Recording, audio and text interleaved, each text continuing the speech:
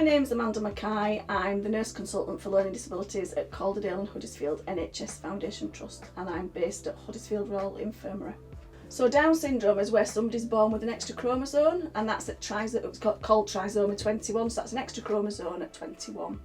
And lots of people with Down syndrome can also have a learning disability. A learning disability is three things. So it's an impaired intelligence. Okay, and in the olden days we used to IQ test people, but we don't do that anymore. But historically it was an IQ below 70. So that's impaired intelligence. The other one is impaired social functioning. So that's where people need more support to look after themselves and take part in daily activities. And the third thing is that it has a lasting effect on development. And all of those three things have to take place in childhood. Okay, so lots of people get confused with other conditions that aren't a learning disability. So for instance, if you had a car accident in your adult life and you've got what's known as an acquired brain injury, that's not a learning disability. So that's what a learning disability is.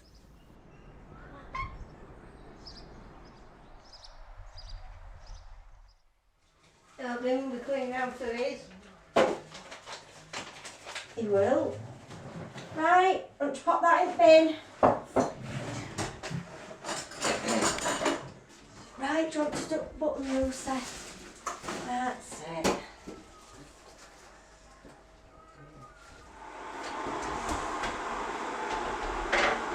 So they don't burn themselves. So it doesn't actually come to a boil, it just comes to a nice temperature, if you want them to know that. I am Becky. I care for Ben, Annette, Emma and Lucy. Hi, my name's Ian. I'm also a carer for Ben, Annette, Lucy and Emma. We've cared for Ben, Annette, Lucy and Emma for about 3 years.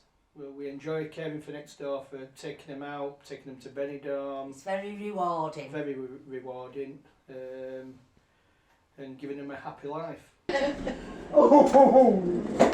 wasn't even that good at it. It's no excuse.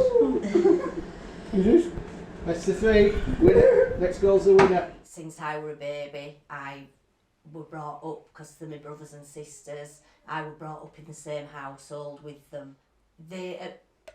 At first they all lived here with mum and dad, and then because they were all very individual and wanted their own space, they moved next door. So mum and dad rent the house next door so that they can still be in close contact with them, but they still got their own space and their own house. Here you go, Luce. What else you having?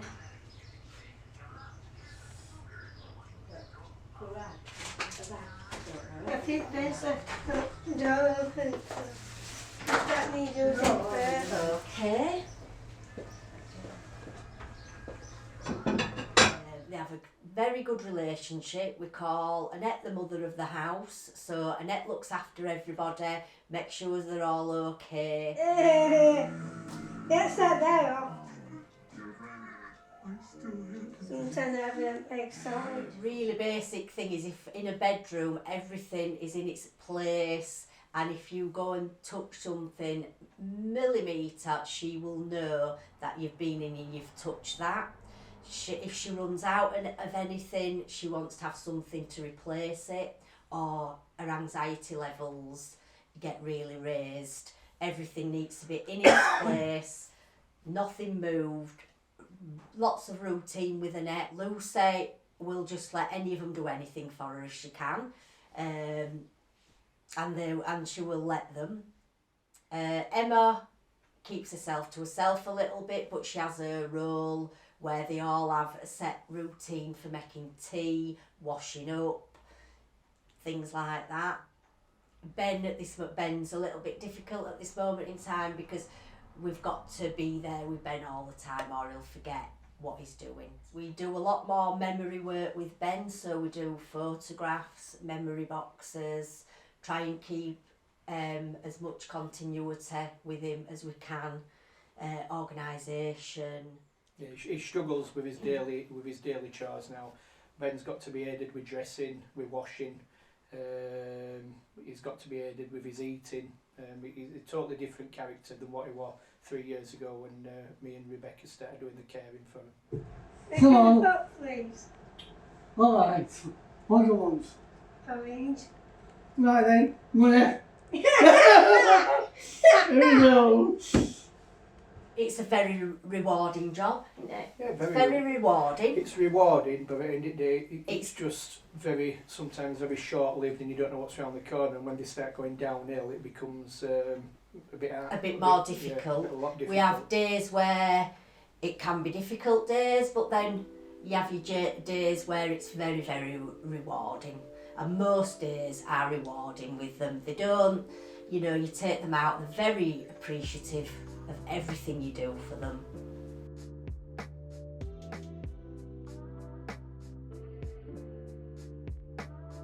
So there are lots of services out there to support people with Down syndrome. Some are within the NHS, some are within social care, and some are within charities. For instance, the big one is Down Syndrome Society, and often local areas have their own local branch, and we have one in Huddersfield. There are other groups, so parent groups that people can go to for support. There are child development centres, health visitors, and lots of other services that people can go to. But often parents and carers, for instance, find a lot more useful support in talking to other parents that have got children with Down syndrome. And I'm sure Down Syndrome Association, and especially the local ones, would put people in touch with local people.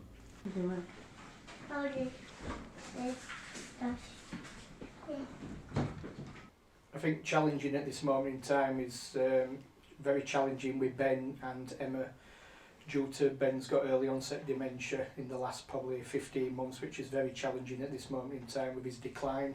And Emma's struggling at the moment and grieving.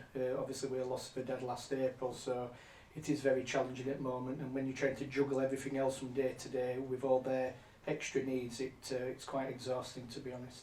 He used to go on the public transport on his own to a theatre company where he was an actor. He has been to Portugal, he's been to Japan acting with the theatre company, and now obviously couldn't even access public transport on his own.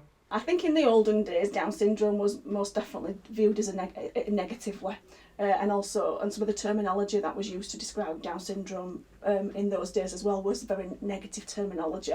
But I think nowadays, I don't think it is as negative as it used to be, and I think the actors that we have now on the television with Down syndrome doing a fantastic job. George Webster, for instance, he's local, he's based, I think, in Leeds. Those characters that are doing such a fantastic job are really myth busting, if you like, about what the skills and abilities are of people with Down syndrome. So I think I would like to think in society that we're much better. So any advice I give to anybody, whether it's somebody who's got a child with Down syndrome or autism or learning disability, is to make connections with other people and to get that support there. And people can thrive, and often do thrive. I've met people whose child is in the 60s or 70s, and they were told they wouldn't do very well or they wouldn't walk, and they did. So don't ever believe what somebody says. You put your best support and effort into your child, and and don't ever take for granted, really. And the biggest thing I always say to anybody who asks me what is a learning disability, what is Down syndrome, etc., they are people first, and that's what's really, really important, that people are not seen as a child with Down syndrome, but happens to be Emma who has Down syndrome, that doesn't perceive who they are as a person.